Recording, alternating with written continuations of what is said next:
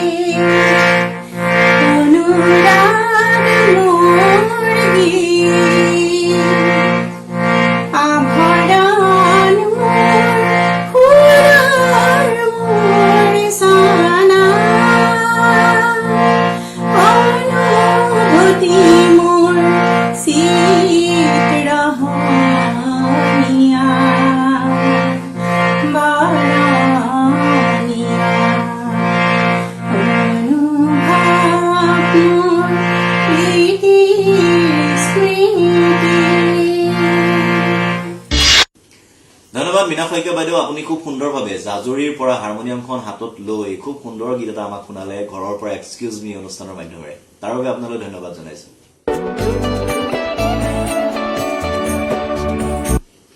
প্ৰিয় দৰ্শক, ঘৰৰ পৰা এক্সকিউজ মি এই অনুষ্ঠানৰ মাধ্যমেৰে আপোনালোকে ভিডিঅ'বোৰ চাই আছে আৰু আপোনালোকক অশেষ ধন্যবাদ জনাইছো ঘৰৰ পৰা এক্সকিউজ মি কৰিবলৈ আপোনালোকে সহযোগিতা আগবঢ়োৱাৰ বাবে। এইবাৰ আমি এটা ৰেচিপি চাওঁ আহক।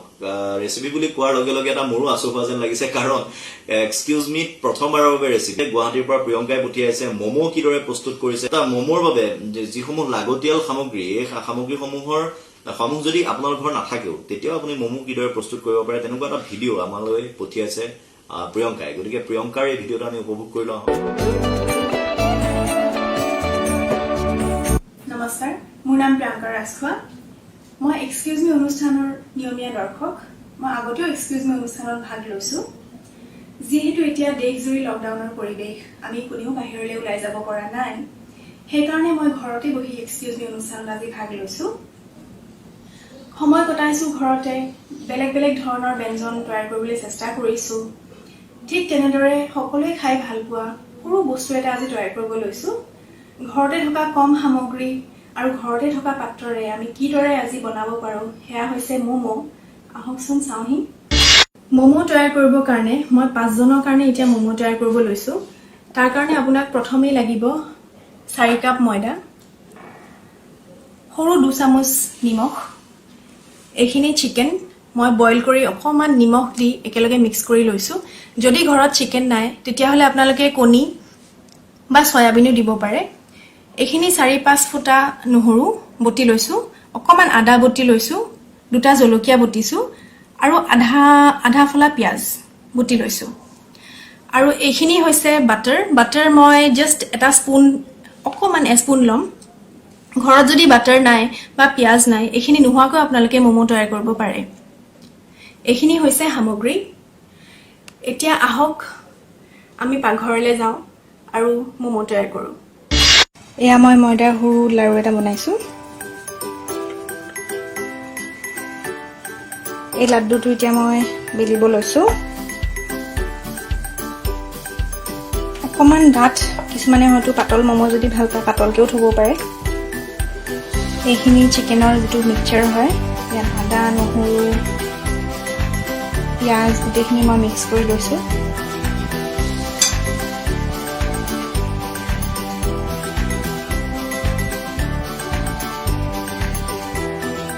যেনেকুৱা ধৰণৰ আকাৰ দিব বিচাৰে আপোনালোকে পাৰিব।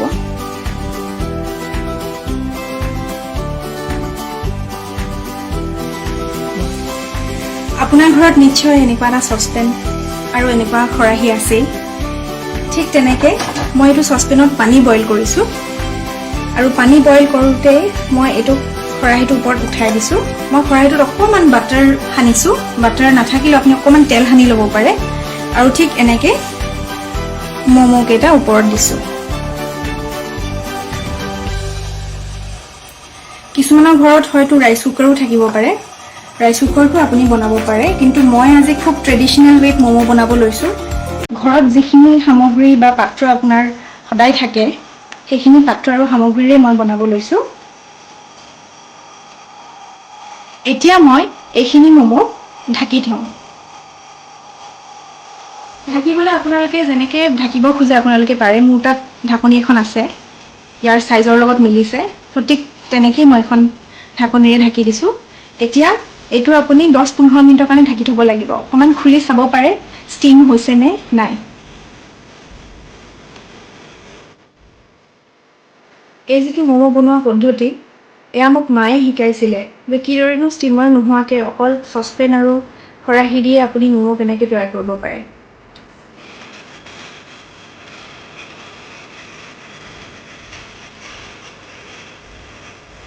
এয়া ম'ম'খিনি আপোনাৰ ষ্টিম হৈ আছে, মানে মই ভাপত থৈ দিছোঁ। এতিয়া এইটো মই 10-15 মিনিটলৈকে থৈ দিম, তাৰপিছত ঢাকনি খুলি চাম সিজিছে নে নাই। এয়া চাওক, আমাৰ কি ধুনীয়াকৈ ম'ম' গোটেইখিনি ৰেডি হৈ গ'ল। দেখিবলৈ খুব সুন্দৰ হৈছেনে? এইকেইটা এতিয়া আমি গোটেইখিনি ধুনীয়াকৈ প্লেটত সজোৱাম।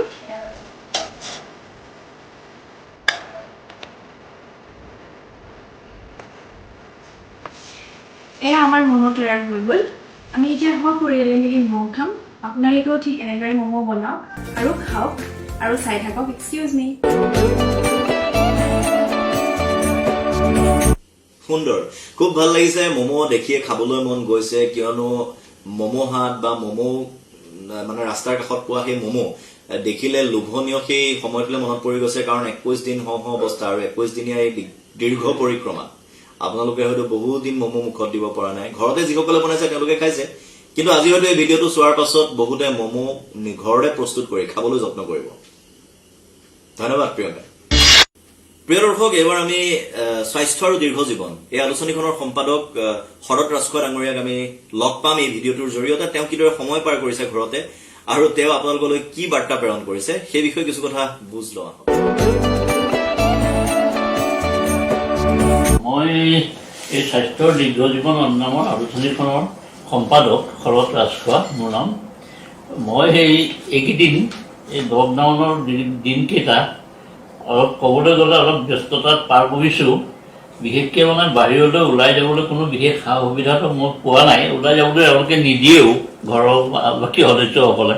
সেইকাৰণে কেতিয়াবা অলপ আমনি লাগিলেও বাকীখিনি সময় মই অলপ ব্যস্ততাত পাৰ কৰোঁ। মানে এই মেগাজিনখনৰ কাৰণেই মই অলপ লিখা পঢ়াও কৰিব লগা হয় আৰু বেলেগৰ আৰ্টিকল যিবিলাক আহে প্ৰবন্ধবিলাক সেইখিনি মই চাই সময় কটাব পাৰোঁ।